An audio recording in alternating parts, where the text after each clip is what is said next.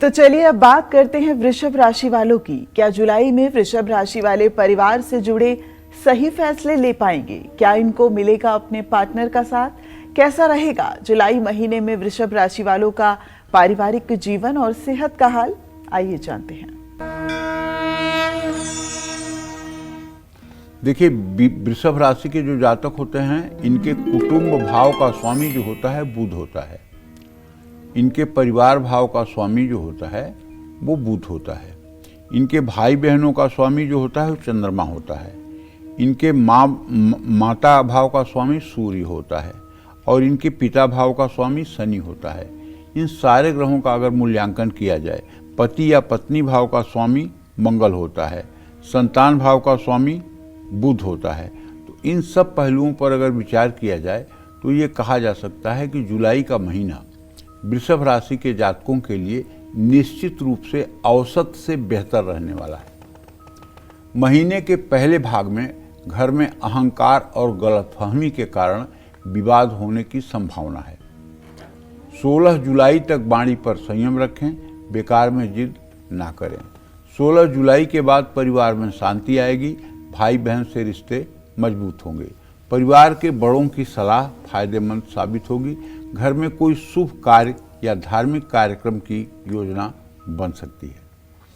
रिश्तेदार आ सकते हैं, परिवार में आपकी राय महत्वपूर्ण रहेगी। इस महीने आप अपने परिवार से खुलकर बात करेंगे। गुस्से पर नियंत्रण रखें और धैर्य से काम लें। जुलाई में वैवाहिक जीवन में समझदारी दिखानी होगी। अहंकार का टकराव रिश्ते को प्रभावित करेगा।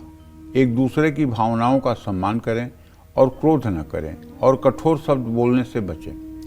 जीवन साथी की सेहत का ध्यान रखें और उनकी भावनाओं का सम्मान करें। महीने के दूसरे भाग में वैवाहिक जीवन में सुधार आ सकता है। अविवाहितों के लिए महीना शुभ है।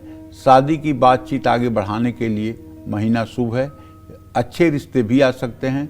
परिवार की सहमति मिल सकती है। झूठ, दिखावा और किसी भी प्रकार का छल रिश्ते में ना आने दें। सेहत को लेकर आपको सावधान रहना होगा। महीने के पहले भाग में सेहत कमजोर रह सकती है। सिर दर्द, बुखार, वायरल इन्फेक्शन हो सकता है। मौसम बदलने का असर शरीर पर दिखाई देगा।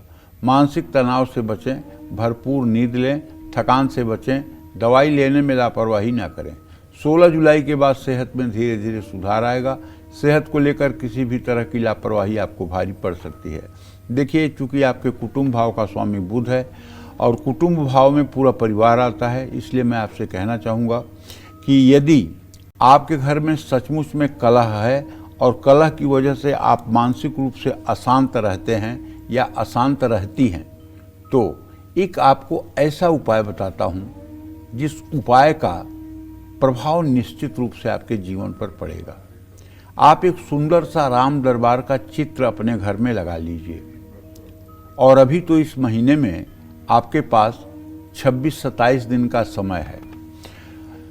गोस्वामी तुलसीदास जी ने जो रामचरितमानस लिखा है, उसी रामचरितमानस को दूसरी भाषा में रामायण भी कहते हैं, उसका आप नवान्न पारायण कर डालिए। नवान्न पारायण का मतलब 9 दिनों में पूरी रामायण खत्म करना है। 2 घंटे लगभग रोज आपको लगेंगे नवान्न पारायण करने में।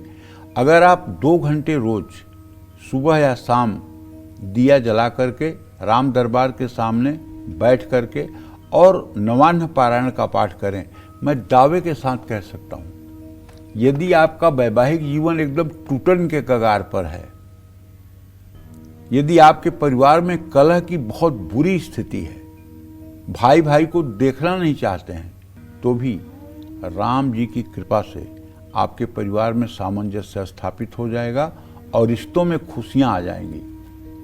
एक बार मेरे कहने से नवान्न पारायण का पाठ करिएगा और पाठ करते समय जिस चौपाई का अर्थ आपके दिमाग में न आए, उसका अर्थ भी पढ़ लीजिएगा, क्योंकि पढ़ना तब तक बेकार होता है जब तक उसका भाव न समझ में आए। भाव जब तक न समझ में आए तो केवल पढ़ने से कोई लाभ नहीं होता है। भाव समझ में आना चाहिए, वो एक इमेज दिमाग में बननी चाहिए। अगर आप रसगुल्ला कह रहे हैं तो रसगुल्ला दिमाग में आना चाहिए। अगर आप हाथी कह रहे हैं तो हाथी दिमाग में आना चाहिए। इसीलिए अगर आप रामचरितमानस जी के नवान्न पारायण को करेंगे तो उसमें जो अर्थ आता है उसका भाव आपके दिमाग के स्क्रीन पर आना चाहिए। इसलिए अगर आपको लगे कि किसी चौपाई का अर्थ कठिन है तो उसमें लिखा हुआ हिंदी में जो अनुवाद है उसे भी आपको पढ़ लेना चाहिए। जय मां विंध्यवासिनी।